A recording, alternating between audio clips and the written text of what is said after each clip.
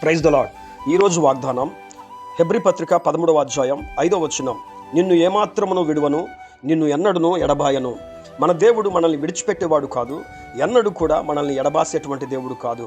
అడుగడుగునా కూడా ఆయన మనకు తోడుగా ఉండి ఆయన మనల్ని అన్ని విషయాల్లో కూడా ముందుకు నడిపించేటువంటి దేవుడై ఉన్నాడు. ఈరోజు మనం ఒంటరి వాళ్ళము కాదు. చాలామంది అనుకుంటున్నారు మేము ఒంటరి వాళ్ళము, మాకెవరూ లేరు, మాకు ఏ దిక్కు లేదు, మాకు ఏ అండ, మాకు ఏ దండ కొండ లేదు అని చెప్పి చాలామంది బాధపడుతున్నారు. కానీ మన పక్షముగా ఉన్నవాడు చాలా గొప్ప దేవుడు. ఆయన మనల్ని ఏ మాత్రము కూడా విడిచిపెట్టేవాడు కాదు. ఆయన మనల్ని ఎన్నడూ కూడా ఒక్క క్షణము కూడా మనల్ని ఎడబాసి వెళ్ళేటువంటి దేవుడు కానే కాదు.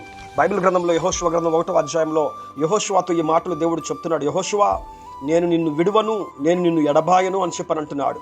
మోషేకు నేను ఎలాగైతే తోడుగా ఉన్నానో, మోషేకు నేను తోడుగా ఉండి ఎలాగైతే నడిపించానో, మోషే జీవితంలో నేను ఎలాంటి అద్భుతమైన కార్యాలు, పరాక్రమమైన కార్యాలు చేసుకుంటూ తీసుకొని వచ్చానో, అలాగే నా ప్రజల ఎదుట నిన్ను నేను విడవకుండా, నిన్ను నేను ఎడబాయకుండా, నీవు అడుగు పెట్టు చోటల్లా కూడా నీకు వశమయ్యేటట్టుగా నేను చేసి విడవకుండా కాపాడుతాను, ఎడబాయకుండా నిన్ను ఆదుకుంటానని చెప్పి దేవుడు వాగ్దానం చేస్తున్నాడు.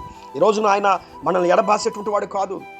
మన తల్లి మనల్ని విడిచిపెట్టినా, మన తండ్రి మనల్ని మర్చిపోయినా, కుటుంబీకులు మనల్ని విడిచిపెట్టి వెళ్ళిపోయినా, బంధువులందరూ కూడా మనల్ని ఎడబాసేటువంటి వారిగా చేసినా, ఒంటరి తరముతో మనం కృంగిపోతున్నామని అనుకుంటున్నారేమో, కానీ ఆయన ఉండగా మనం ఎన్నడూ కూడా విడవబడేటువంటి వారిగా ఉండము, మనం ఎన్నడూ కూడా లేమి స్థితిలో ఉండము, మనం ఎన్నడూ కూడా ఏది తక్కువ కాని పరిస్థితిలో ఉండము.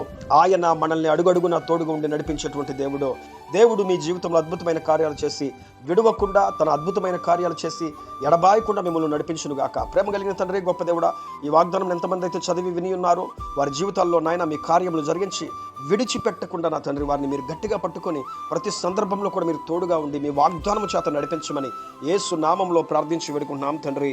ఆమేన్.